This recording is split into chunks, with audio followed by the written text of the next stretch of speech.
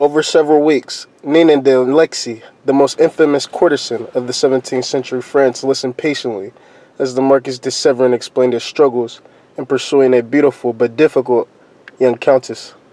Lexi was 9 at the time, but more than experienced in the matters of love. The Marquis was a lad of 22, dashing, intriguing, but hopelessly inexperienced in romance. At first, Lexi was amused to hear the Marquis talk about his mistakes, but finally she had had enough. Unable to bear any ineptitude in any realm, least of all in seducing a woman, she decided to take the young man under her wing. Instructing the Marquis to start over, Nina told him to approach the Countess with a bit of distance, an air of nonchalance. The next time the two were alone together, she said, he would confide in the Countess as a would-be friend, but not a potential lover. This was to throw her off the scent. The Countess was no longer to take his interest in her for granted. Perhaps he was only interested in just friendship. Once the Countess was jealous but intrigued, it would be time to beguile her. On Nina's instructions, the Marquis would fail to show up at affairs where the Countess expected to see him.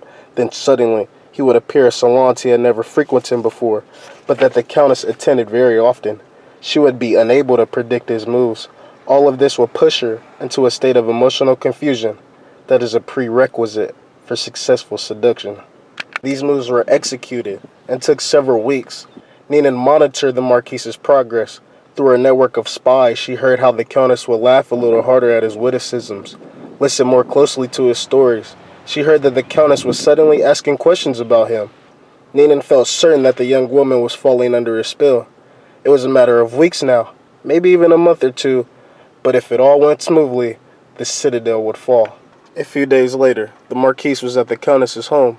They were alone. Suddenly, he became a different man. This time, acting on his own impulse rather than Nina's instructions, he took the Countess's hands and told her he was madly in love with her. The young woman seemed confused. For the rest of the evening, she avoided his eyes, was not there to say goodnight to him. The next few times he visited, he was told she was not at home. Once she finally admitted him again, the two felt very awkward and uncomfortable next to each other. The spell was broken.